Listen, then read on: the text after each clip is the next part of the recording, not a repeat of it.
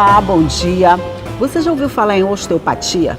Você sabe exatamente o que significa essa palavra? Pois é, muita gente não conhece, mas talvez seja um tratamento que você já passou por ele, até mesmo sem saber. Porque é um tratamento clínico ou alternativo para, vamos dizer, um realinhamento do corpo de uma forma geral.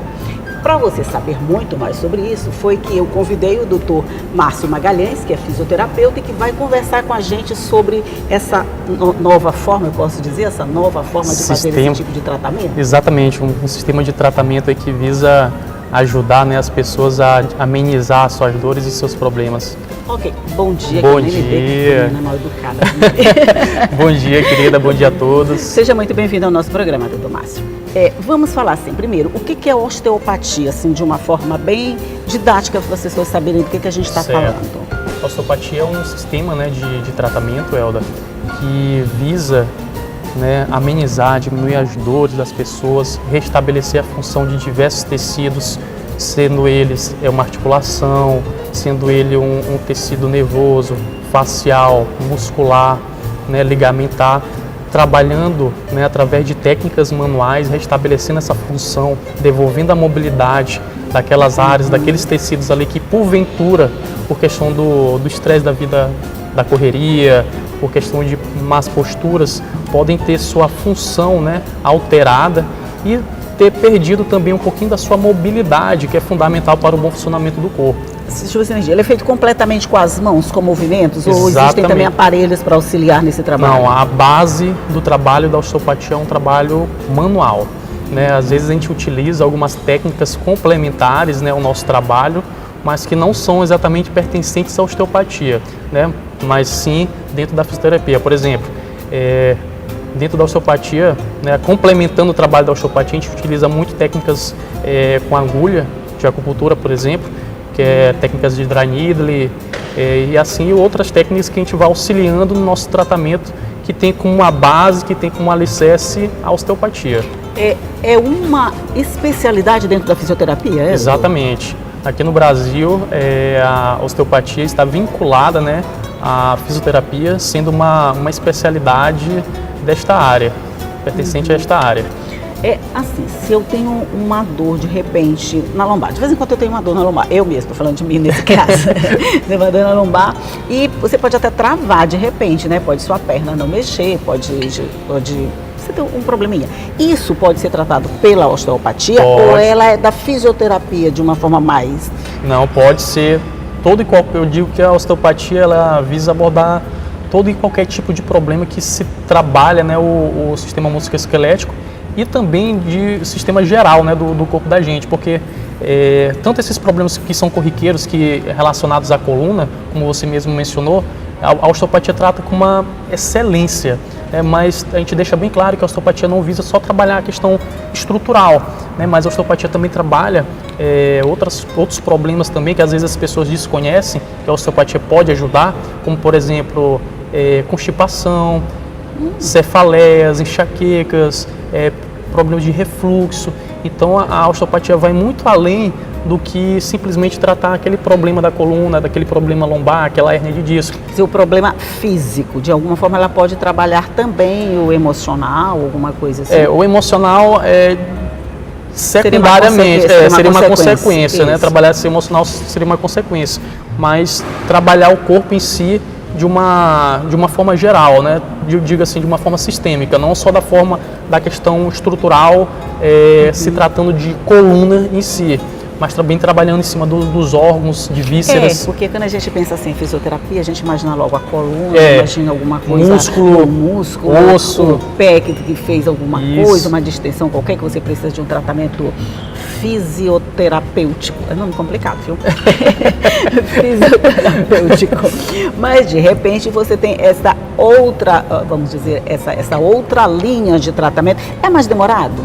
É um pouquinho mais detalhado a abordagem osteopática, porque ela requer uma avaliação inicial minuciosa, porque que é o grande diferencial da osteopatia é que nós vamos buscar identificar aquilo que realmente está causando o problema da pessoa. É uma busca incessante atrás da causa, né, através de uma avaliação minuciosa, porque o que acontece? A dor em si é um sintoma, né? mas a gente tem que identificar no corpo da pessoa o que é que está tá levando causando aquela dor.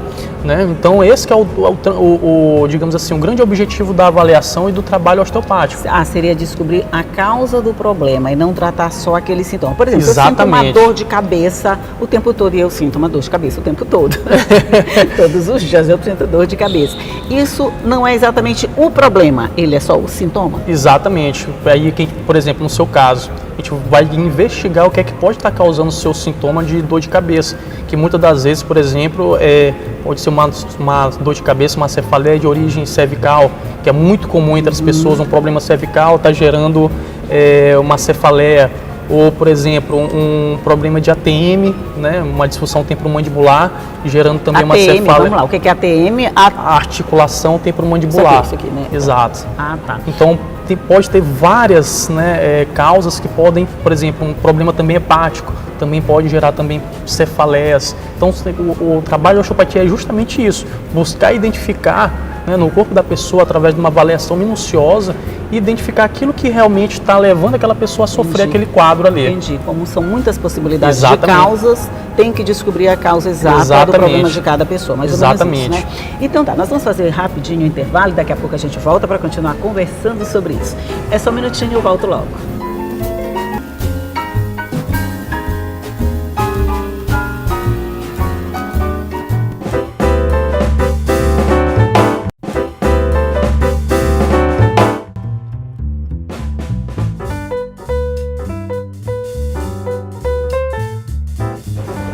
Estamos de volta aqui para o nosso segundo bloco de conversa com o Dr. Márcio Magalhães sobre esse tratamento através da osteopatia.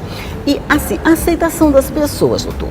As pessoas já conseguem saber que existe essa possibilidade e acreditar nos resultados desse tratamento? Já a osteopatia tem crescido muito, né, nesses últimos tempos, né, e a aceitação das pessoas, né, tem sido extremamente positiva, visto em conta que a gente consegue proporcionar, né, uma resolução eficaz e, acima de tudo, em um tempo curto, né, de tempo, porque a gente sabe que as pessoas que sofrem com dor, elas buscam estar se recuperando, elas querem se livrar daquele problema o mais rápido possível.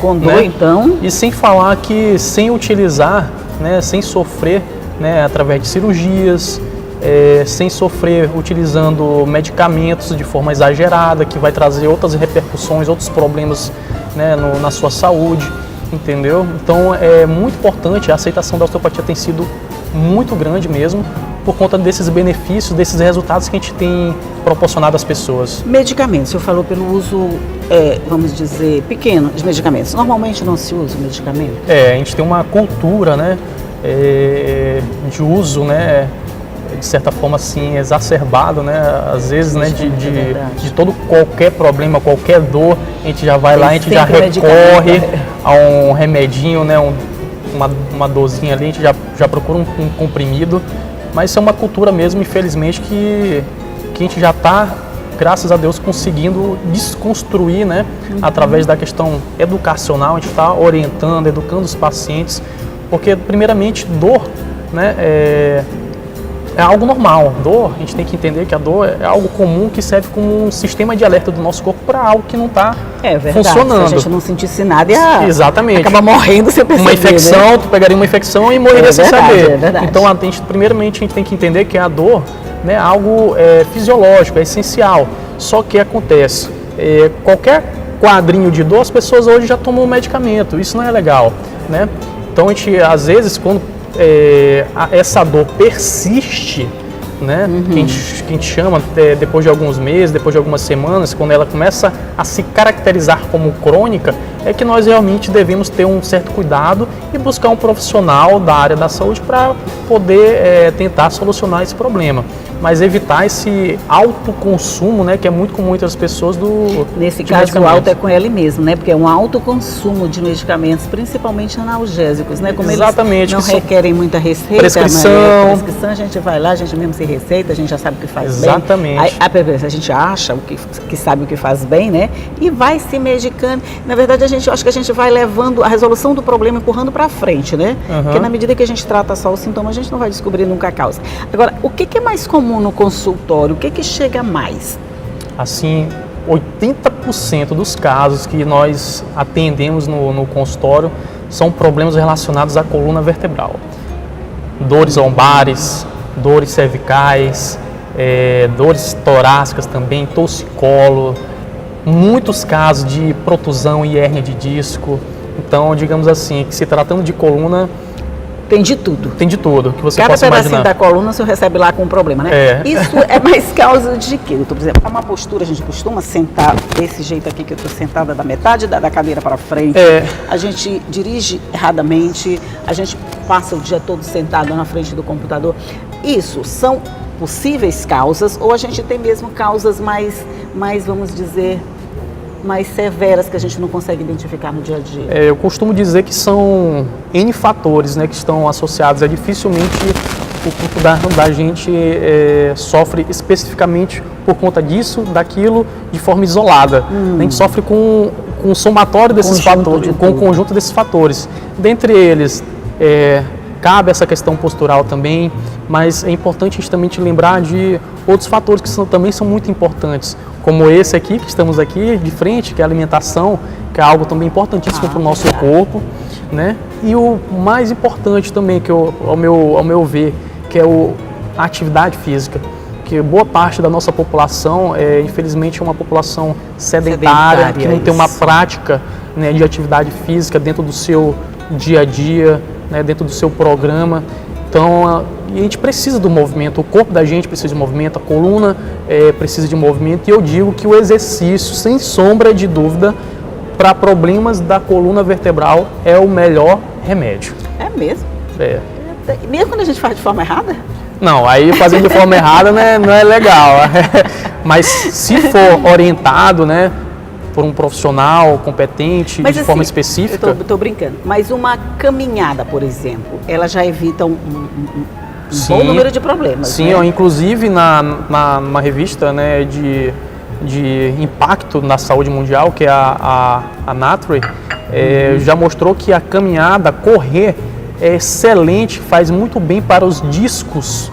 Né? Que as pessoas diziam que a pessoa que tem problemas de hérnia de disco não pode caminhar, não pode correr, porque pode piorar. Até porque muitas vezes é prescrito pelo médico para você suspender. Mas não. A ciência já vem mostrando, né, e desconstruindo algumas crenças, né, de que a caminhada, a atividade física, muito pelo contrário, ela não deve ser excluída nesses problemas de coluna, como no caso da hérnia de disco, mas sendo prescrita de forma cautelosa, né, para aquele indivíduo, para que ele possa ter uma melhora. Então, os artigos científicos vêm mostrando isso, e esse que saiu recentemente na Nature vem mostrando que para o paciente que tem problema de hérnia de disco, a caminhada faz muito bem. Com toda certeza. Então a gente vai de novo fazer um rápido intervalinho, daqui a pouco a gente volta para continuar falando sobre esse assunto que é super interessante e vale para todo mundo. Um minutinho só e eu volto logo.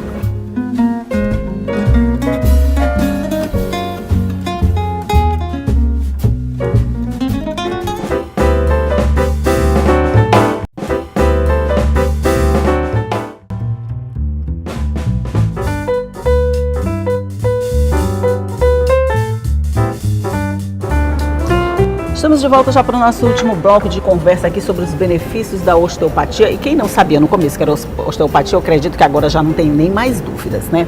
Mas se você tem só uma dor de cabeça ou um torcicolo, por exemplo, você pode procurar o osteopata? Sim, a demanda, né? Vamos esquentar nosso café? Vamos botar um pouquinho aqui mais. Já está frio de tanto que a gente conversa.